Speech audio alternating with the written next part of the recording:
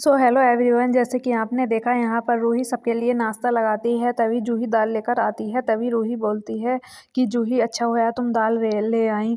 फिर बोलती है कि जूही तुम अभी भी मुझसे नाराज़ हो। तब जूही बोलती है कि तुम्हें तो औरों की ज़्यादा चिंता है, अपनी बहन की थोड़ी ना है। तभी नाहार उन माँ को लेकर आ जाता है जिनका एक्सीडेंट हुआ था। तभी नाहार उनको बैठाता है। वह खाना देखकर खाने पर बुरी तरह टूट पड़ती हैं और जल्दी-जल्दी सारा खाना खाने लगती हैं।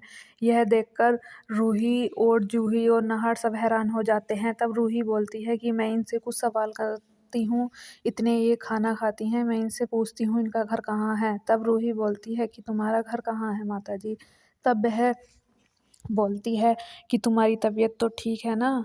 तुम्हें कुछ हुआ तो नहीं ना? तब रूही बोलती है नहीं, मेरी तबीयत तो ठीक है। तो तेरा घर कौन सा है? मेरा तो यही है।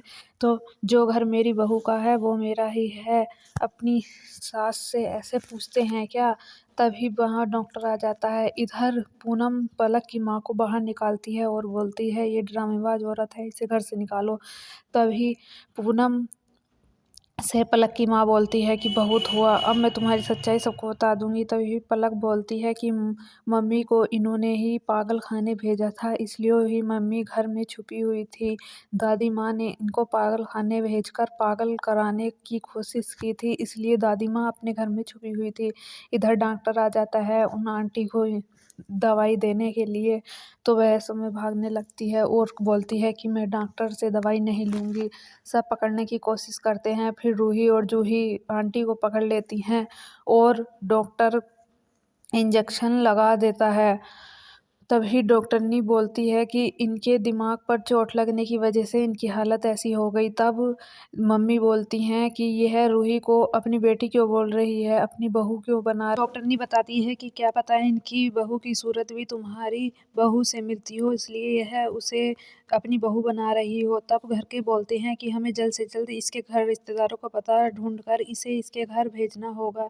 तभी रूही बोलती है कि हम पुलिस कंप्लेन कर देते हैं। तब दादी माँ गुस्सा करती है और बोलती है नहीं, कोई पुलिस कंप्लेन नहीं करेगा।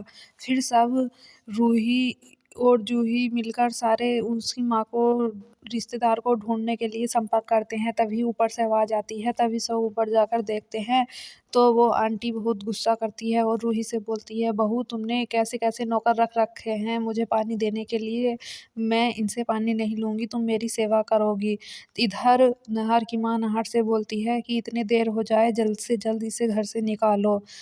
फिर वह दादी के कमरे में जाती है और दादी का सामान देखकर बोलती है कि तू बुढ़िया लुगाई इतने सारे मेकअप करती है, इतने हार पहनती है, तुम्हें शोभा नहीं देता माला जपने की बजाय भगवान की गले में हीरे के हार पहनना तुम्हें अच्छा नहीं लगता, ये सब मेरा है।